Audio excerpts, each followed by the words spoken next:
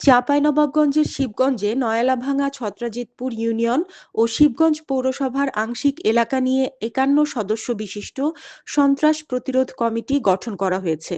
রোববার দুপুরে নয়ালাভাঙ্গা ইউনিয়নের গ্রামীণ ব্যাংক চত্বরে সাবেক ইউপি চেয়ারম্যান ও উপজেলা বিএনপির সাবেক সভাপতি আলহাজ মোহাম্মদ আশরাফুল হকের নেতৃত্বে এই কমিটি গঠন করা হয়।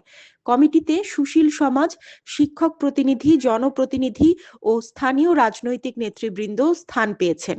এছাড়া শেখ হাসিনার পদত্যাগের পর শিবগঞ্জ পৌরসভার মর্দানা ও নয়ালাভাঙ্গা থেকে লুট হওয়া ২টি ছাগল, ৬ বস্তা পেঁয়াজ রসুন উদ্ধার করে মালিকদের হাতে হস্তান্তর করেন উপজেলা বিএনপির সাবেক সভাপতি আলহাজ মোহাম্মদ আশরাফুল হক। একই সময়ে অসহায় দুজনকে আর্থিক সহায়তা প্রদান করা হয়।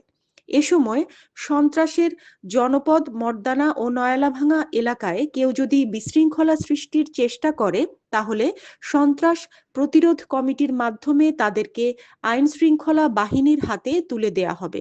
দলমত নির্বিশেষে এলাকায় সন্ত্রাস, মাদক, ছিনতাই, চাঁদাবাজি প্রতিরোধে ঐক্য গড়ে তোলার আহ্বানও জানান তিনি।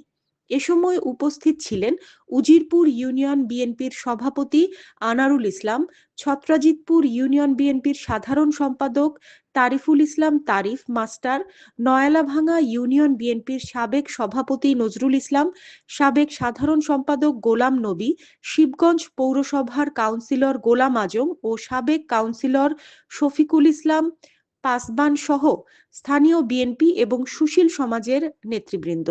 অনুষ্ঠানটি সঞ্চালনা করেন অ্যাডভোকেট তহরুল ইসলাম।